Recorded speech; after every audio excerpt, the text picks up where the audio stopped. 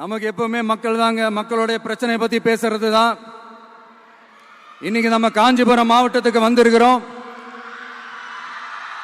இங்க மக்கள் ஃபேஸ் பண்ற அந்த பிரச்சனையை பத்தி நம்ம பேசி ஆகணும்.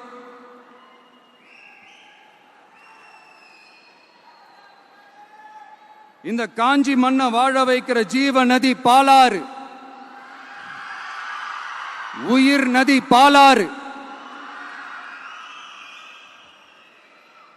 இந்த மக்களோட உயிரோடவும் ரத்தத்தோடும் கலந்து ஓடுவது பாலாறு. அந்த பாலாறை இன்னைக்கு பெரியார் பெயரையும் அண்ணா பெயரையும் சும்மா பேருக்கு வச்சுக்கிட்டு ஆட்சி நடத்துறவங்க என்ன பண்றாங்க தெரியும்ல? சுரண்டிட்டாங்க, கொள்ளையடிச்சிட்டாங்க, நாசம் பண்ணிட்டாங்க, மோசம் பண்ணிட்டாங்கன்னு இன்னும் என்ன வேணாலும் சொல்லலாம். ஆக மொத்தம் அழிச்சிட்டாங்க. இதை நான் ஏதோ போற போக்கில் ஏதோ அடிச்சு விடலங்க, ஆதாரத்தோட தான் சொல்றேன். அனுமதிக்கப்பட்ட அந்த லெவலை தாண்டி 22,70,000 யூனிட் மணலை கொள்ளையடிச்சிருக்கிறாங்க.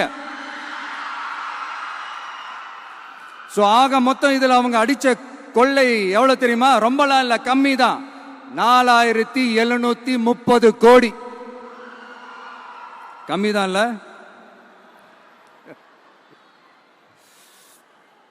இதுக்கெல்லாம் அவங்க ஆதாரம்லாம் கேட்க முடியாது. ஏன்னா இந்த ஆதாரம்லாம் ஆல்ரெடி கோர்ட்ல இருக்குது, அமலாக்கத்துறை டிபார்ட்மெண்ட்ல இருக்குது.